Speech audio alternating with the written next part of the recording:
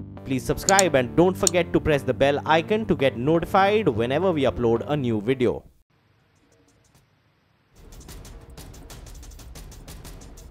Yeah, and you have also said that the HRA impact will be there till mid-2018. However, at the same time, you are excluding, you have also given an estimate excluding the HRA impact, which has also been highlighted. Can you throw some light on the issue? Dr. Patra.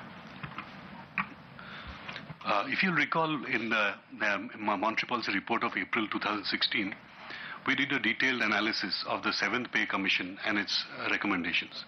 These recommendations are salaries, allowances, and all that. So, of this, the house rent allowance has a bearing on inflation. Remember that housing has a weight of about 9.5% in the CPI. So that what happens is housing matters to the path of inflation.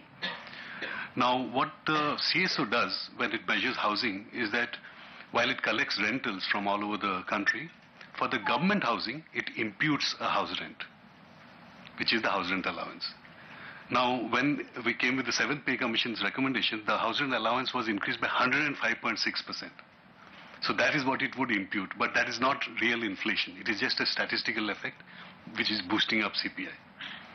So what we are doing is, just to focus on the real underlying inflation pressures, we exclude house rent allowance from the CPI.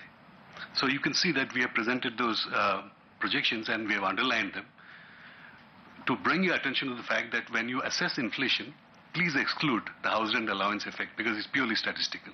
So you can see that for the first half, if you exclude housing, the projection comes down by as much as 35 basis points, which is the full measure of the impact of HRA, which started in July and peaked in December and will wane during 2018.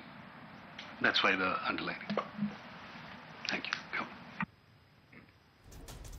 Because the impact of the HRA on account of the central government wanes, the impact on inflation ex-HRA in the second half is not there. So it's because of that in the first half it makes a difference, in the second half it doesn't make a difference.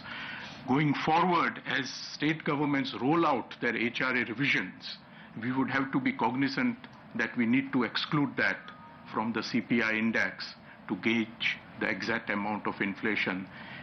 And that first round statistical effect of the HRA revisions from the state governments would also have to be excluded. However, if there are second round effects on account of expectations and aggregate demand, those we will take into account. But the pure statistical effect of HRA revisions have to be excluded from the CPI, and we had telegraphed this in April 2016, so it is just to emphasize that fact. We'll take Wall Street Journal. Thank you, sir.